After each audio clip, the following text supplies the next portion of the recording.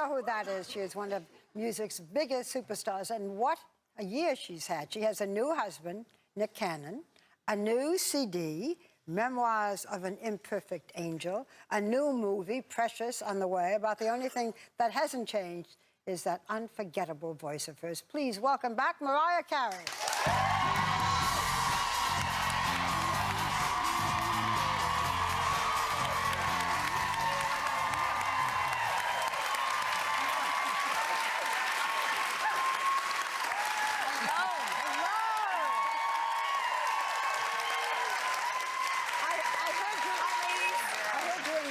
What a treat they're going to have when you sing a little later. Oh, just thank you. Wonderful. So speaking of singing, we were talking in our Hot Topics about someone who was on American Idol and said, you know, you're famous and then you're finished, nobody cares. So if you want a career, how do you do it? How do you start?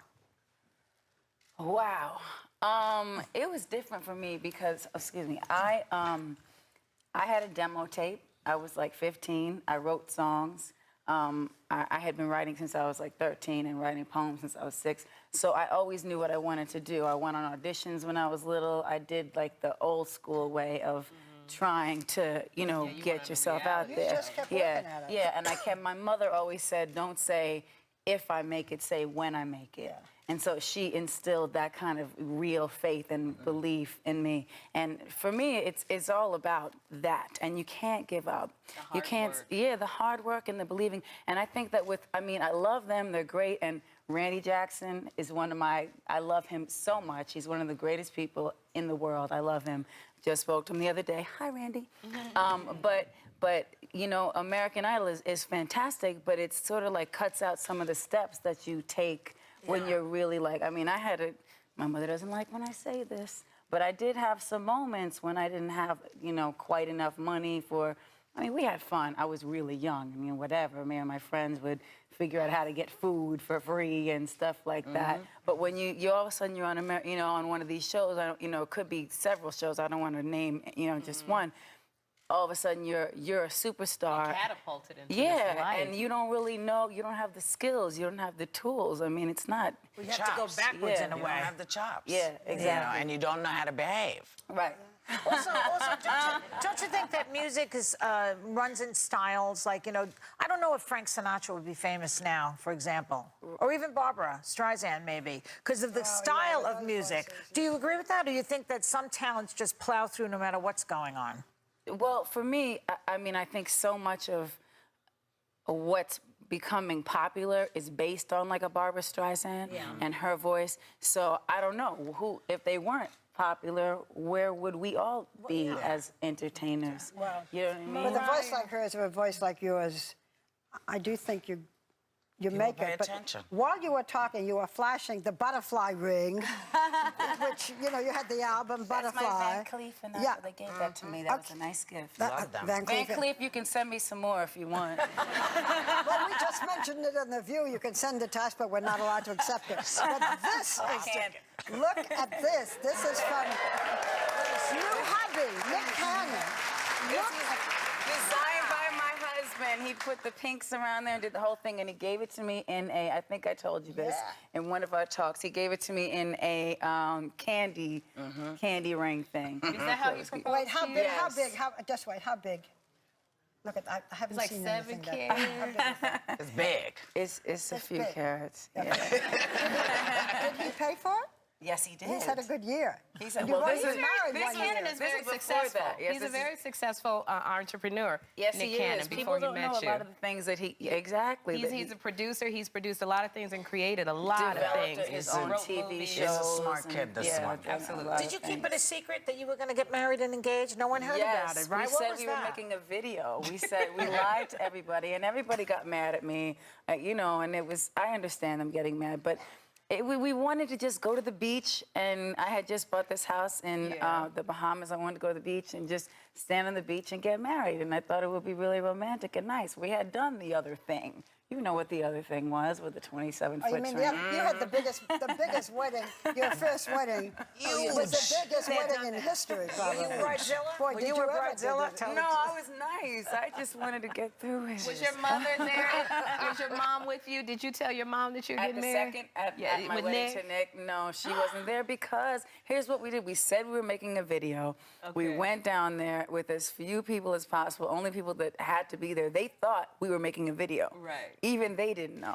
But So- even though you knew him, you met him in 2005. He Yes. kept telling everybody he was crazy about you. He kept saying, that's my celebrity crush, and we're gonna get married or something. He tells it better than I And tell then it. you didn't see him for 3 years. Yeah, no, I didn't see him. So but you certainly weren't taken, or were you? No, I was, but I was 3 kind years? of like in a sort of in a relationship busy. thing. Not really. I mean, it's hard to explain. I was busy. Busy. Whoopi's got it right. But then you meet again. I want to always use busy. You meet again, and 2 months later, you get married. Well, there were a lot of reasons. I don't know if I can even go into it as to why. It's kind of. You guys will probably be like, "Are you serious?" But there were a lot of reasons. One of the first things I said, "I'm going to call you Mr. C." He said, "Well, I'm going to call you Mrs. C." And from there, we had a whole bunch of little things. We started naming our children. We started doing all this stuff in the first day. So we kind of we really clicked, and he's very fun. He's like a really fun guy. Yeah. And I love that quality in a person. If you don't have that, I mean, that's like... Absolutely. He's also down to earth, this baby. He's very spiritual. He's down to earth. He's I like cool. Yeah, I know you Keeps do. you grounded, He's a right? good guy. Does Nick keep you grounded? Well, sometimes it's too much when I'll say something and he'll just go the opposing route. And I'm saying this just so he can hear it, and I'm just putting him on blast on TV. I don't like when you do that, Nick, and you know what I'm talking about. Let me ask you about the song, because a lot of folks, or not a lot of folks, but several people have recorded this song. Why this song? I didn't even know several people had recorded it. Actually, Nick and I were having a conversation about music. I was in the middle of recording this album, Memoirs of an Imperfect Angel, and I have been working with Tricky and Dream, who are fabulous writers and producers, and we were collaborating and enjoying it. And I said, you know what, this is missing a song that could be worldwide and that everybody could kind of connect to, you know, no matter what age or what, you know, whatever they are. And so we were just going through different songs from different eras, and as to hear him tell it, he says, well, I said you need to do I Want to Know What Love Is. I said you need another Without You, so I want to know what love is. And I said, no, because you barely knew that Without You did what it did for me in my career. I said I need another Without You, and we found this song together and looking, you know. Well, whatever, it sure took off. Most of your albums have a message. Is there a message in this?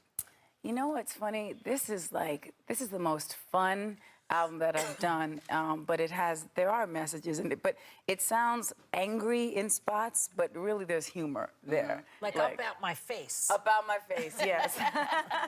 Well, we're going to hear a little bit of it. Mariah's going to stick around. We have a chance to talk to her a little more, and then she's going to sing for us later. We will be right back.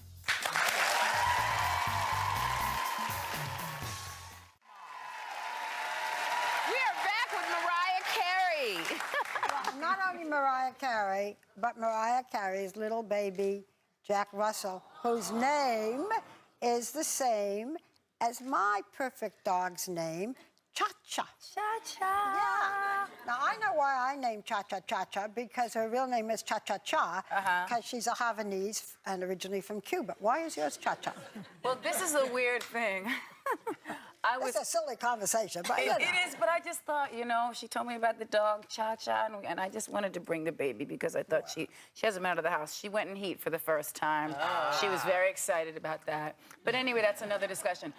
The reason that I named her Cha-Cha is kind of like, I don't really know. I had been to the dentist, and, you know, they give you that stuff. Yes. And I came home, and I was still like, yeah, okay.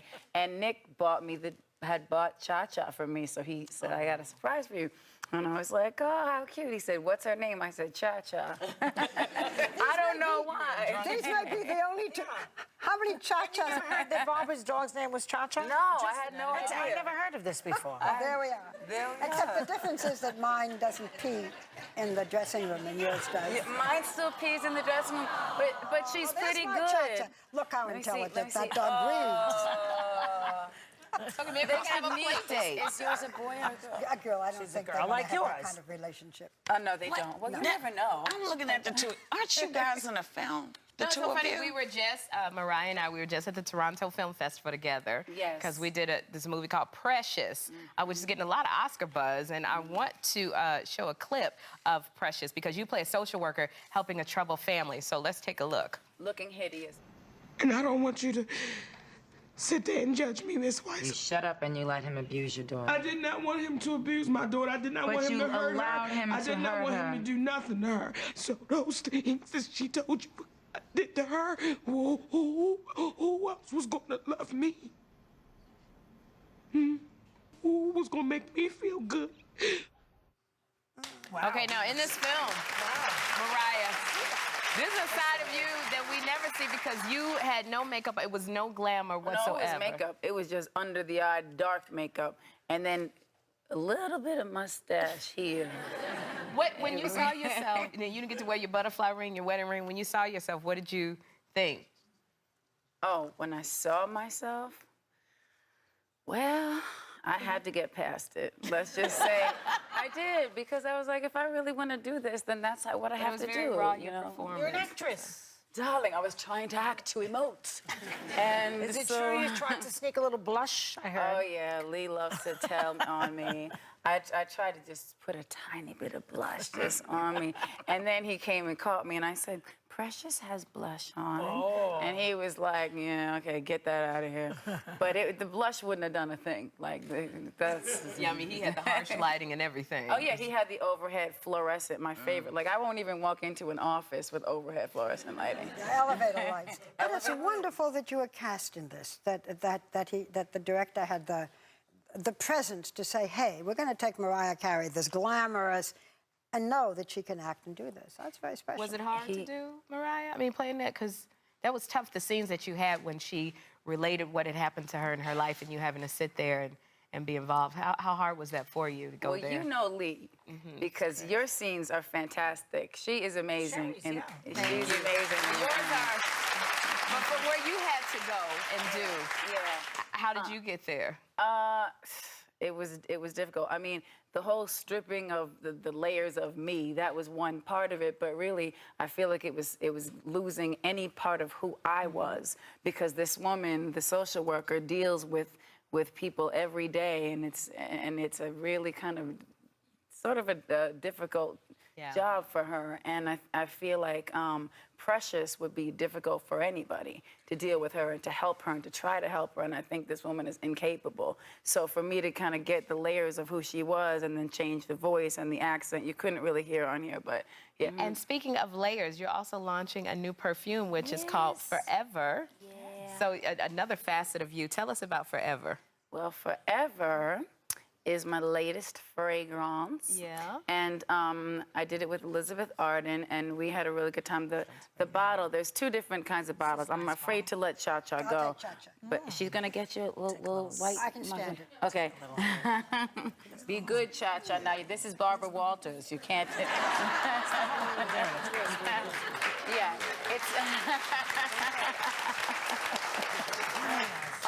it usually has, this thing is usually a dabber, so you know, feel more sensual when you do it, but that's the other one, so. Oh, don't spray, Mariah. Don't spray, okay, we'll pretend we spray. Okay. And that's what it I is. have it. I got it just to drop. And Very I'm doing nice. an in-store, I don't know what day it is, soon.